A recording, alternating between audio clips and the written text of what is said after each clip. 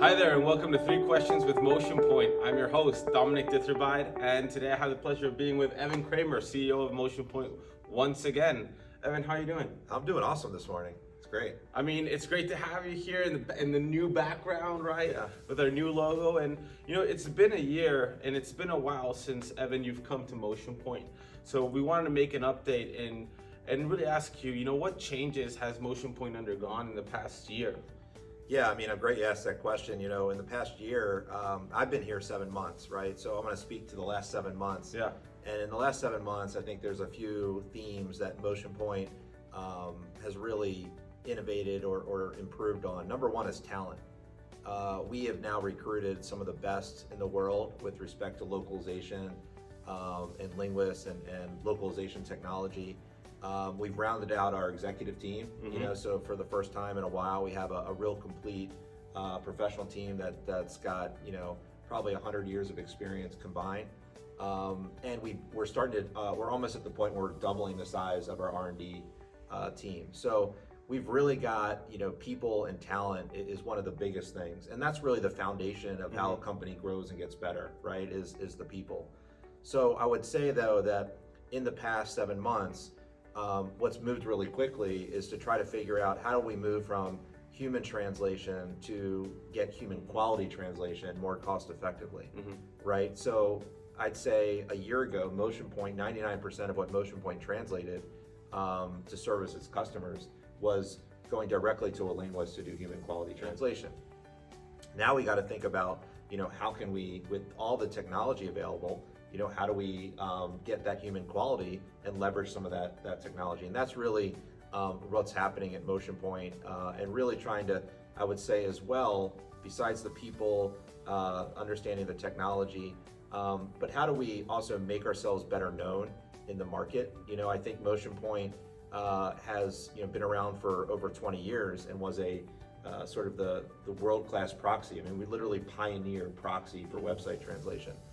So now we have the best proxy in the world, but how do we let the world know it? And how do we let the world know that we're more than just that? So I think that's a lot of the change that's happened in the last 7 months. Yeah, I mean, love it. I mean, we've seen the change, and the people are the foundation of that. We definitely have an elite, C-suite and group of talent that's coming in, and what they've done now in making human quality translation much more cost effective, right, is brilliant. So moving forward, my next question would be how has MotionPoint adapted to the global business environment? Recently there was talks about there being a incoming recession a lot. Then ChatGPT was debuted in November, and everybody was talking about how is that going to affect every industry, and in particular also the translation industry. So how do you say MotionPoint's adapted to those changes? Yeah, I mean, I'm glad you set it up right there, because you used the word adaptive twice. And we literally just launched, if you go to our website at www.motionpoint.com, we literally launched our adaptive translation technology and starting to sell it in the market. So if you want to learn more about it, you can go there, and I'll talk about that in a second. But yeah, as a CEO at MotionPoint coming into the year, I think I was worried about some headwinds, right? Number one is the economy, and would there be some recessionary headwinds for customer retention, for new customer acquisition, and demand. Second is with the noise around AI and ChatGPT, how would that in fact impact human translation? And I can tell you now, sitting here in April of 2023, that those have become tailwinds, right? Those are things that now we see momentum in the company, right? So on the one side with the economy, we have more prospects that are calling for demand than ever in the history of MotionPoint. So we're really excited. We're growing faster. And then in terms of the AI and ChatGPT, our adaptive translation technology, which we've been developing now for literally 20 years and didn't even know it, and now bringing it to market, is really leveraging that technology to get to human quality translations more cost effectively. So what we're doing is really having 3 layers of technology. Number one is translation memory. That needs to be optimized, and if you're not optimizing your translation memory, you really need to talk to your LSP, your vendor, because that's where you can get the most cost effectiveness. Second is we've developed a proprietary deep learning technology called algorithmic review. Algorithmic review on average saves what we found over 40% of the cost of human translation by translating it to human quality algorithmically. And then third, we have a deep layer of machine training where we are using AI to apply to create a more domain adapted, or what we call brand adapted NMT. So we combine all three of these layers, and we are probably, and that's what we're calling adaptive translation, and that's probably the most cost-effective way to get to human quality. And so when we talk about what are the, how are we leaning into this AI world, where we're doubling the size of our R&D team, we've rolled out adaptive translation, and we're really helping our customers now solve how can you now afford human translation for the first time, or if you're using human translation, how can you get that level of quality more cost effectively? Yeah, I mean, you hit it right in the head. There's a lot of things that we're moving forward with in this industry. Things are changing super fast. Yep. You know, just recently with AI, it seems like, you know, a lot of people in our industry are starting to adapt that, and the expectations of our customers are for that to be included. So it's great to see MotionPoint moving fast, and that those things that look like headwinds are now, you know, more like tailwinds for our industry and for MotionPoint. So that leads us to our last question, Evan.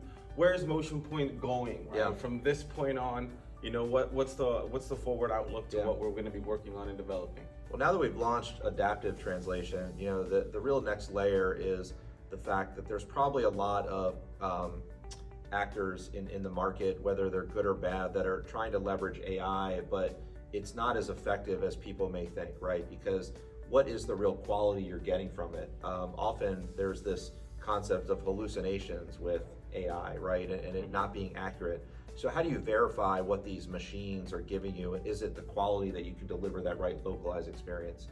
So where we're going with our adaptive translation is not only to deliver human quality most cost effectively, but being able to measure that quality very cost effectively and be able to be transparent to the market and to our customers around what is that level of quality? Do they need to add on sort of post editing? Is the quality good enough to provide to their customers? That's sort of the last mile of where, you know, companies like MotionPoint are going to come in, where we're going to provide more value in the future. Is you just can't trust the machine right now, right? Yeah. And if you are trusting that machine, you might be providing your customers a poor experience. And so by delivering that human quality at a cost-effective rate, but also being transparent about what that quality is and how it's measured over time, I think that's where we're heading. The other part of where we're heading is expanding beyond sort of just website and web sort of content, right? We're in an omnichannel world where you have emails and chat and other ways to communicate, even your offline documents. And how does that all integrate? How does that all leverage your translation memory? How can you be more cost effective across your entire omnichannel of translation? So I'm real excited for the future. That's where we're heading. And I think MotionPoint is, you know, I'm really optimistic about it. Yeah, no, that's amazing. You know, Evan, that point that you said regarding being able to understand the quality of AI's output, right? Yeah. It's kind of two things are conflicting right now in our times, which is everybody wants to use AI because it's easy and because it's, you know, fast and also cost effective. But then you think to yourself, well, how good is the output of this machine? How good is the quality? And these hallucinations that we see come up now and again, you know, in the news, can also happen in translation. Yeah. So what we have to think about, and I loved how you painted that landscape, is okay, after AI does its work, let's see the quality of that translation. Right. And then with that information, let our customers make the decision, that's good to go, let's publish it. Or let's actually make that a little bit better quality, and we put a human translator in the loop so that they can, you know, make that even better. So it's, you know, giving that flexibility to the customer to really pick and choose where to allocate resources and invest, and where maybe they can, you know, be a little bit more cost effective with it. Yeah, and if you think about why, when you think about outcomes and why our customers want to do translation, you know, for the most part is to extend their marketing and create a localized experience, right? And if we're not being a partner to our customers and making sure that that is an optimal localized experience, then we're not doing our job. And so I think that partnership and that relationship moving forward is where we're heading. So real excited about it. Awesome. Well, that does it for 3 questions with MotionPoint. Thank you very much, Evan, for being here. Yep. Until next time. Thanks Thank a you lot. very much.